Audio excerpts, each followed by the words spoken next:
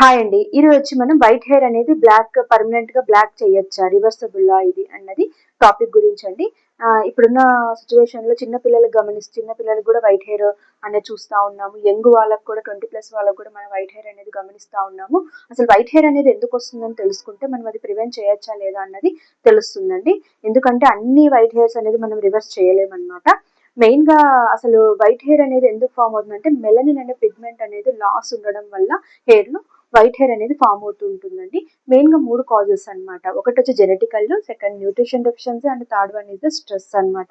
ఈ genetical deficiency అంటే genetical problem ఉన్న వాళ్ళు ఏంటంటే ఇది రివర్స్ చేయలేమండి. వైట్ హెయిర్‌ని బ్లాక్‌గా చేయలేము. సో, వాళ్ళేంటంటే కొన్ని న్యాచురల్ జెల్స్ కానీ అట్లాంటివి యూజ్ చేసుకోవాల్సొస్తుంది.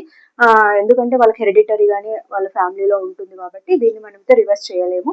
సో, వాళ్ళు హెర్బల్ జెల్స్ కానీ అట్లాంటివి నేను నెక్స్ట్ వీడియోలో మీకు చెప్తాను ఏం తీసుకోవాలనేది. అవి మీరు తీసుకోవాల్సొస్తుంది. సెకండ్ వన్ ఇది న్యూట్రిషన్ డెఫిషియన్సీ అనమాట. ఈ న్యూట్రిషన్ డెఫిషియన్సీలో ఏంటంటే మనం మంచి ఐరన్ ఫుడ్ గానీ, calcium food, vitamin D food, biotin food మంచి ఫుడ్ తీసుకున్నట్టయితే దాన్ని మనం రివర్స్ చేయొచ్చు. వైట్ అనేది హెయిర్‌ని బ్లాక్ చేసుకోవచ్చండి. అండ్ స్ట్రెస్ అనమాట. స్ట్రెస్‌ని కూడా మనం తగ్గించుకోవడం యోగా కానియండి, మెడిటేషన్ కానియండి ఇలాంటివి చేస్తే ఈ స్ట్రెస్ కూడా తగ్గించుకుంటే కూడా మనకు సొల్యూషన్ అనేది దొరుకుతుందనమాట.